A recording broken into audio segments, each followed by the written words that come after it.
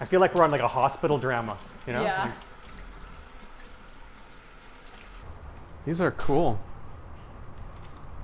This coral skeleton. It's pink. Just gonna play with their stuff without them around. Hey, it's Joe Árvai, director of the USC Wrigley Institute, and back for another conversation with one of our amazing USC Wrigley fellows. You would have seen, and I hope you would have seen, our episode last time with Aidan Diamond, where we talked about apocalypse narratives. Today we're going to talk about a different kind of apocalypse, and that's the one facing corals. And we're going to talk about it with my friend and colleague and Wrigley fellow, Maya Gomez. Maya, welcome. Thank you so much.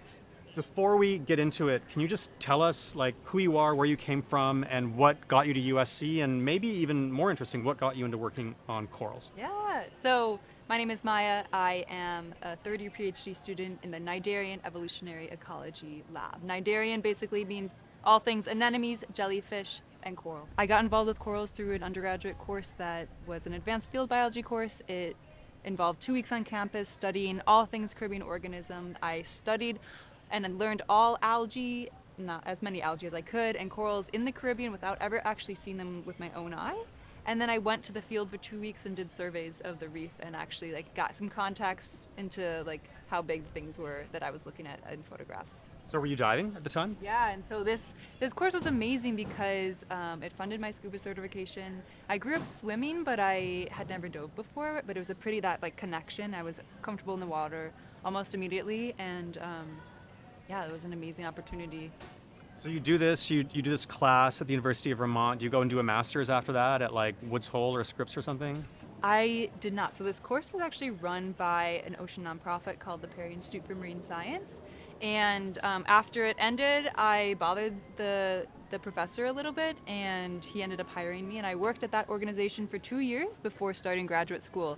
And my work involved lots of data analysis, lots of field work. So I'd go down to the field and do different techniques in the water, and then lots of science communication as well. So at what point in that experience were you like, okay, I'm going to go do a PhD now? Pretty quick. I got the coral bug like so fast. I just couldn't believe how cool this organism was. I thought it's an especially amazing system to study because it is an animal, but it also has this really cool relationship with a tiny algae that lives in its body. And so I thought that sharing of, it's called a symbiosis, I thought that was like completely mind-blowing, and I wanted more.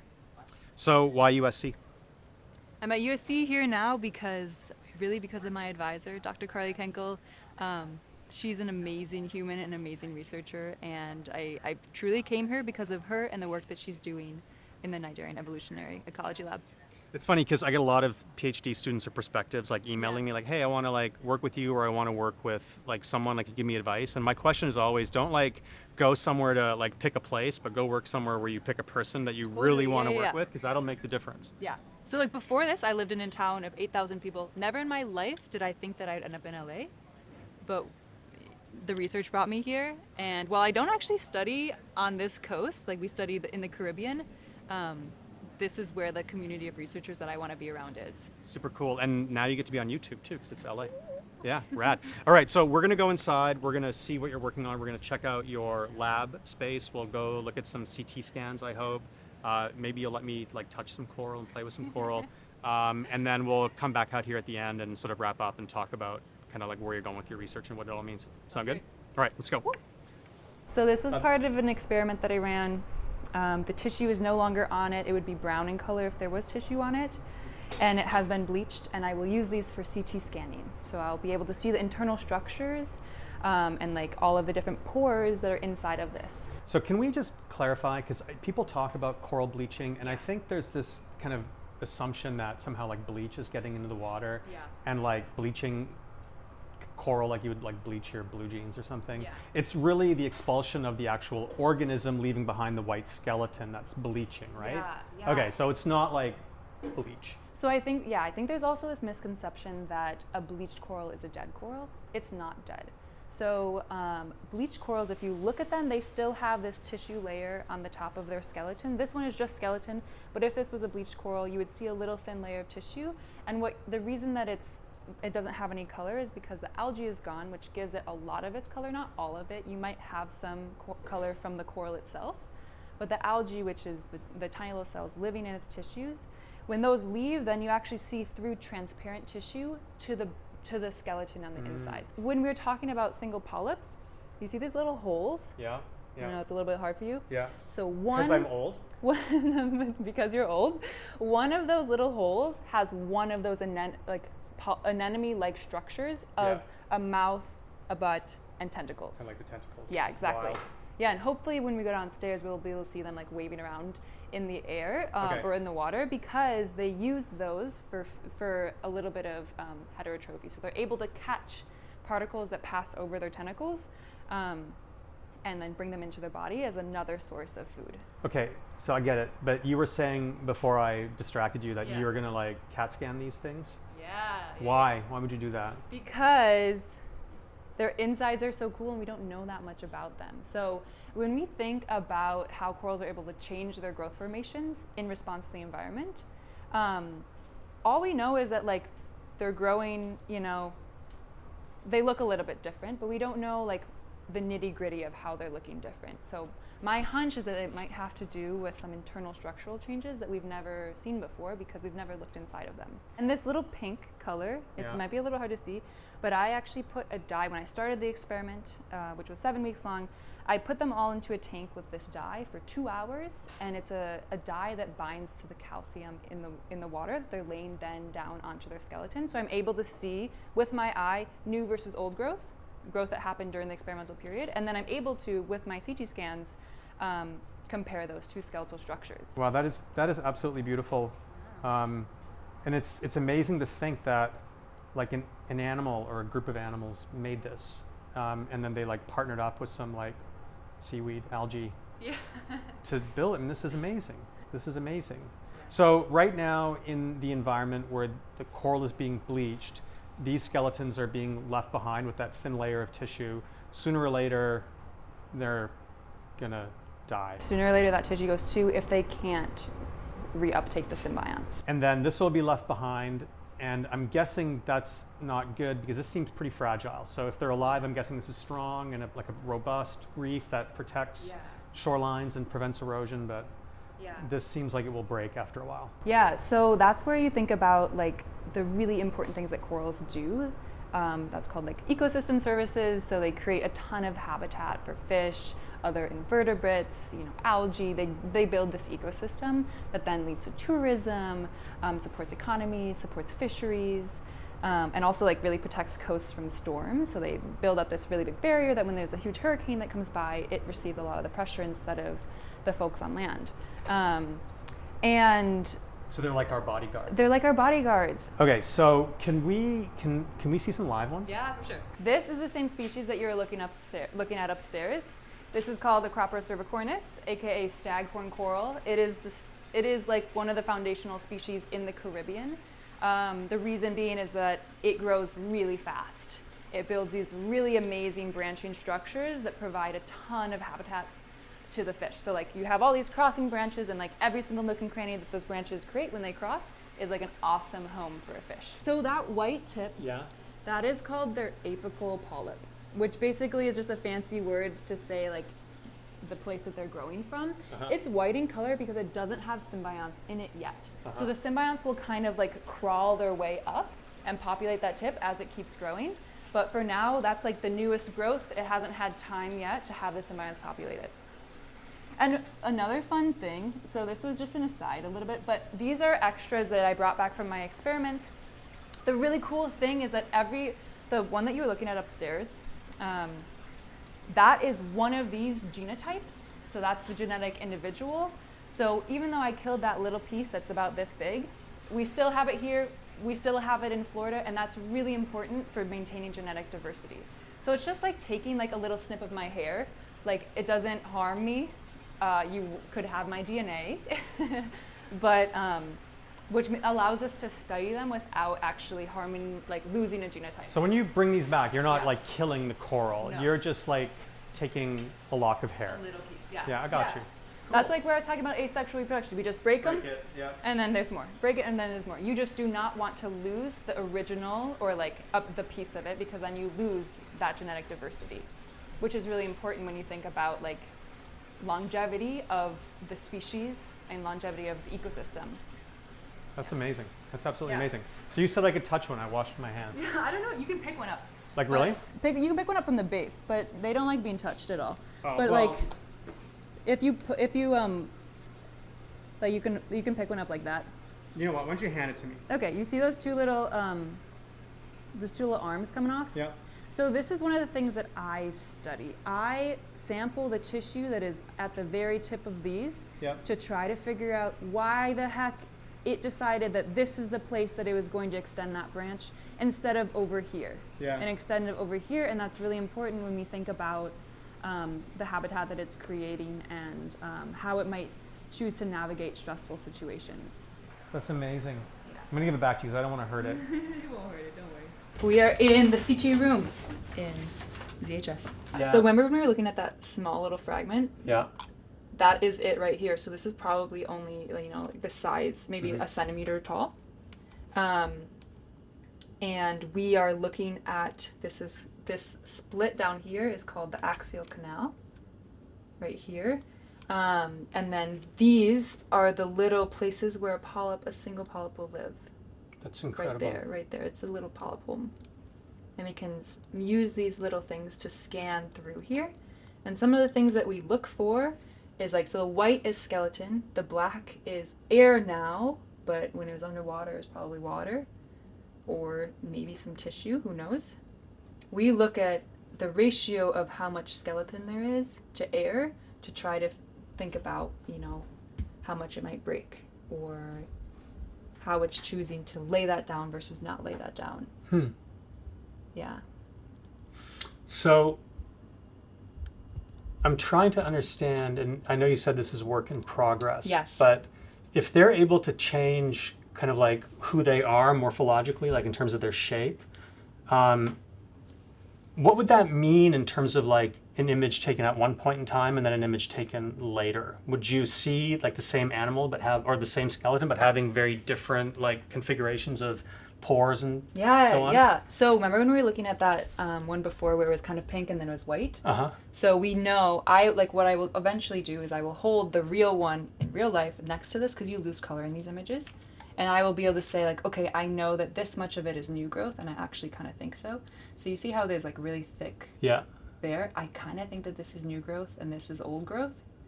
And to me, it looks on the bat, off the bat, that there's some sort of change in the amount of skeleton that was laid down in here compared to here.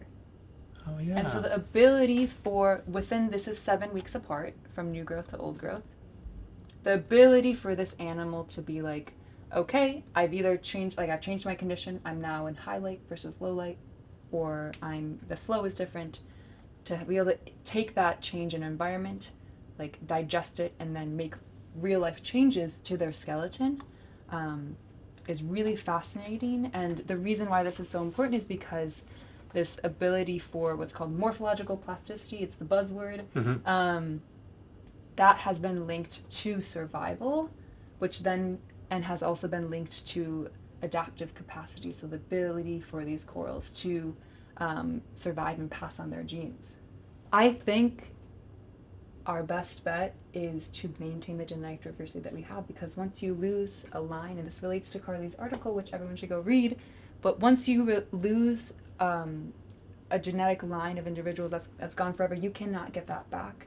And when corals are having such a hard time with reproduction, sexual reproductions, you're not having new genotypes being made, so we have to preserve the ones that we have. And really what we have to do is mitigate the impacts of climate change and drop ocean temperatures so that we create an environment, again, that is habitable for these organisms. So while we're doing that, reducing temperature, we're giving them as much genetic diversity as we can so that they can evolve and select for traits that would help them survive in the future. Yeah. That's amazing. Yeah, did you see these cute little hearts here? I do. They say, I love being a coral. Yeah. At least the way you guys treat them. I love to be a coral. So you're studying corals and how they might morphologically change, how their body structure might change in response to all kinds of different things that happen in the environment, including stress. And it's that capacity to change that might along with genetic diversity in the coral kind of family, that might allow the coral to survive long term as the environment around them is changing. Yeah. More or less? Love it. Okay. So my question then is, it seems like the environment is changing really freaking fast. And I was watching the corals in there in the tank, and they didn't seem super fast to me. They kind of were like, so are they going to be able to change fast enough if the environment is changing as fast as it is right now? So that's where this like concept of plasticity is so important. So that's the ability to change within a single lifetime. That's an acclimatory response. So it's not adaptation, which would be changes to your genetic code, but it's instead just like I'm going to do things differently, and it's because I already have this specific code that allows me to either like do one thing versus another based on like in response to the environment, if that makes sense. We alluded earlier to Carly Kenkel, the person you work with, your colleague and advisor. Her article about coral reefs, and the way to save coral reefs is to freeze them. And when I like hear or read that, like I'm not like filled with like, oh wow, this is like an optimistic thing. I mean, if we're talking about like cryo freezing things, it seems to me like the situation is pretty dire. So brass tacks, coral scientist, a psychologist. Is it bad out there? Yeah. I mean, and how bad is it then? It's extremely dire, and it's region specific. So there are some regions of the world that have never experienced a bleaching event. So I'm thinking about reefs in Indonesia, for example. They don't need restoration because they're doing okay. But it's places like the Caribbean where they are in serious trouble and have been seeing declines for the last 40 to 60 years. So things have been on the downhill for so long, and we have to turn it around if we are going to save this ecosystem as a whole. When Carly was thinking about cryopreservation, the reason she's thinking about that is because the ocean temperatures in the Caribbean are getting so extreme that there is no chance for adaptation, there is no chance for acclimation, because when you have these massive spikes in temperature for these ocean organisms that usually, across the whole year, their ocean temperature maybe only changes a couple of degrees normally. When you have that big spike out of their typical like thresholds of life, they are extremely unhappy and don't have the DNA and techniques in their body to handle that. So what I always come back to is that there are people that care a lot and are working really hard, and we just have to get on the same page. And I think that there are agreements to be made. It's just we're working on it. So you sound like super hopeful. Is that like one of your like morphological or like psychological strategies for like getting through kind of a research area that seems pretty fraught and in a situation that seems pretty dire? It's definitely hard, and when we have summers like last summer and this summer where there are areas of the Caribbean that reached over 100 degrees and in the water, and we had emergency response teams evacuating corals from the water because it was no longer habitable, like physically removing coral out of their home to land-based facilities to get them into an environment that was livable. That is something where it's hard to have hope in those situations. That's just that's tragedy. So we had experiments running, and we had 98% mortality. So this was a multiple year-long experiment, and they did not survive the summer. We never anticipated that. So I guess like the $1 million question is like, do you have hope that we're going to be able to get our arms around this problem and wrestle it to the ground and sort of like find a way to allow these Caribbean, and I'm presuming like Australian and other corals that are in stress and duress to like somehow bounce back? I mean, are you optimistic? I am optimistic that like humans are really dang smart, and there's a lot of new technology out there that when applied and when invested in can have immense impacts. And so I think just like getting people on the same page and working together and investing in this, I think that we really can find solutions. It just takes that as the first step. Well, that seems like a good place to stop. I enjoy talking to you. I enjoy learning about what you're doing, and I walk away from this feeling optimistic because I know that people like you and Carly in the building are at the wheel. So thanks a lot, Maya. I really Thank you as well. appreciate it. So nice to meet you. Right. I want to hang out with you. Thanks. I already knew you. Bye, everybody.